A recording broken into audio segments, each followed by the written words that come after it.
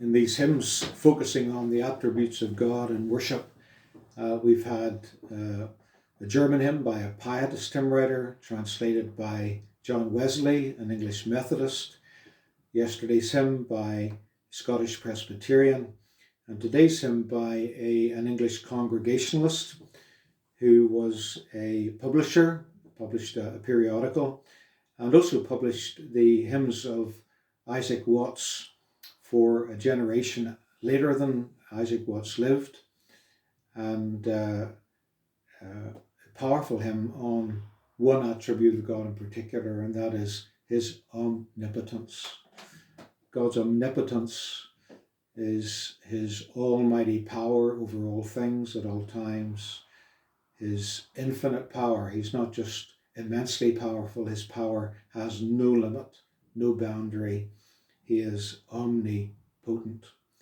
And that's something that we're supposed to dwell on, to meditate on, and pray for the Holy Spirit to open up to us until our hearts make the response of worship that is due to God for his omnipotence. I think it's just tremendous that people were singing hymns like this about God's attributes 200, 300, 400 years ago.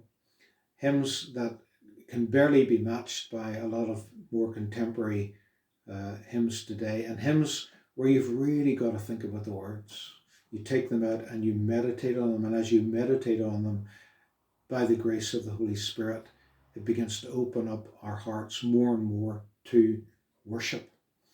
And in this particular hymn, he celebrates the omnipotence of God. The Lord omnipotent is King, and then applies it to us where we should bring our needs, all our wants, all our burdens to such an omnipotent Father. I think, to me, one of the really sad things today is that society has made us, even as Christians, consumers, and we become consumers of worship songs and experiences of worship, and we constantly want more and new ones. We want new songs.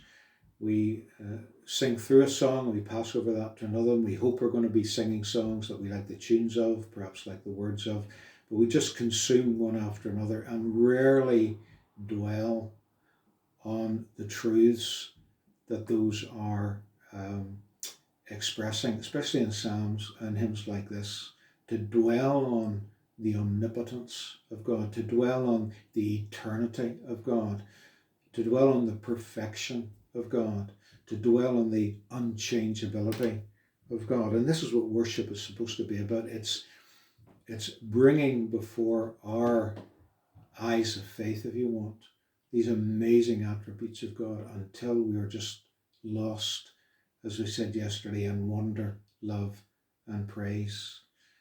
How frequent is that in our experience? It should be a regular part of our experience, because that's the great privilege we have as priests appearing before his throne, to be lost in wonder, love, and praise.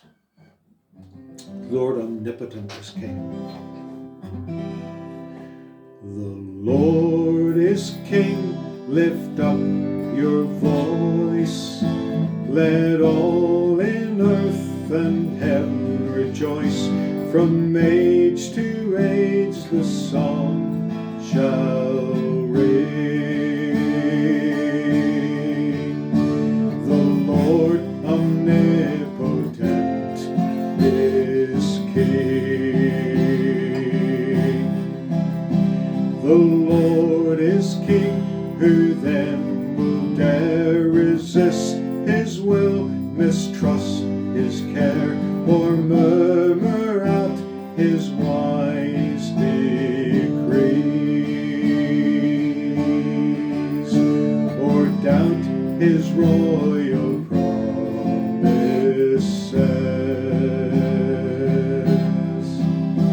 The Lord is King, creatures of dust, the Lord of all the earth is just, holy and true are all his ways.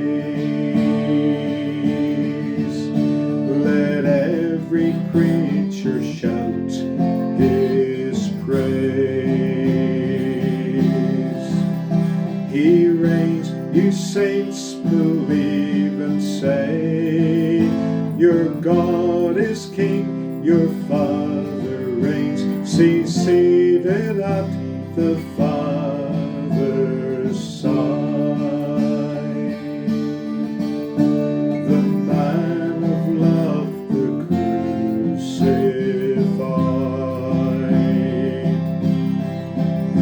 Make every need and burden known to Him who sits upon the throne, for angels wait upon His word to bring your answer from the Lord. One Lord, one kingdom, all secure. He rules, and life and death are yours. Through earth and heaven, one song